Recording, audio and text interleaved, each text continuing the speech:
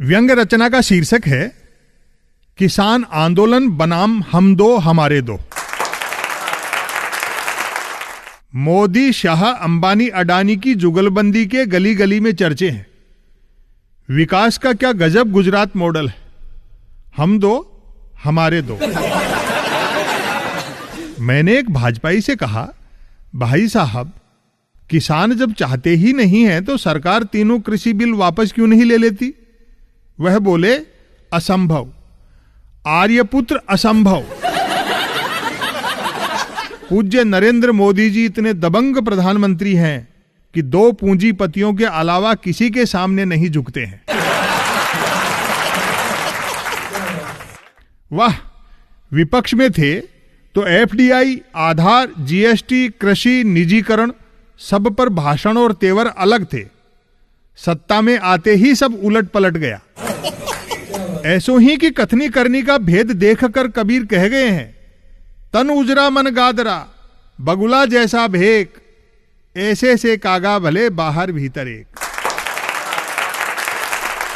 कहावत है कि बौनों की परछाई लंबी होने लगे तो समझ लो सूरज ढलने वाला है। प्रधानमंत्री जब नए संसद भवन का शिलान्यास कर रहे थे, उसी समय अनीति आयोग, क्षमा करें नीति आयोग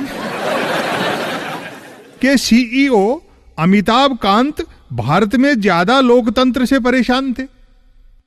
अब तो आप भी समझ गए होंगे कि संसद भवन गोल से त्रिकोणीय क्यों बनाया जा रहा है।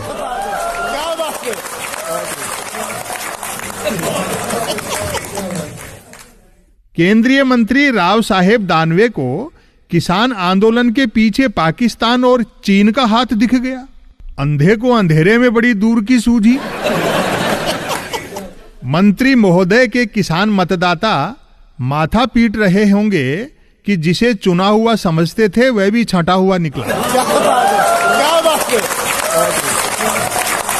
किसान आंदोलन के समर्थन में विदेश से जुलूस, धरना प्रदर्शन की खबरें हैं। मोदी सरकार इसे देश के आंतरिक मामलों में हस्तक्षेप मानती है। किसी भी संप्रभु राष्ट्र में बाहरी हस्तक्षेप नहीं होना चाहिए। हां, अमेरिकी धरती पर अब की बार ट्रंप सरकार बोलकर हम हस्तक्षेप कर आए तो बात अलग है।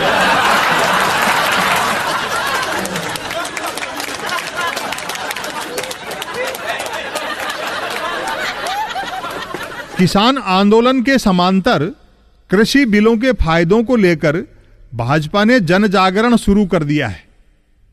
सब जानते ही हैं कि अब झूठ फैलाने को जन जागरण कहा जाने लगा है। मोदी सरकार की एक खूबसूरती तो माननी पड़ेगी कि ब्रेक का काम भी हॉर्न से लेती है। देश फिर से नई ईस्ट इंडिया कंपनी को सौंपने का भीतरी सच तमाम भाजपाई भी जानते हैं, लेकिन दो धुरंधरों के आगे बेचारे हर भाजपाई की हालत पांचवें सवार जैसी है। पांचवें सवार वाला किस्सा तो आपने सुना ही होगा। 4 घुड़सवार दिल्ली जा रहे थे। उनके पास एक अतिरिक्त खाली घोड़ा था। रास्ते में उनसे एक निठल्ले ने पूछा, चारों लोग कहां जा रहे हो? वे बोले, दिल्ली। उसने निवेदन किया, आपके पास एक खाली घोड़ा है, मैं भी दिल्ली चलूं। चारों घुड़सवारों ने उसे भी साथ ले लिया। उसके बाद रास्ते में जब भी कोई उनसे पूछता कि आप लोग कहां जा रहे हो, तो चारों घुड़सवारों से पहले ही वह बोल पड़ता कि हम तो पांचों ही दिल्ली जा रहे हैं।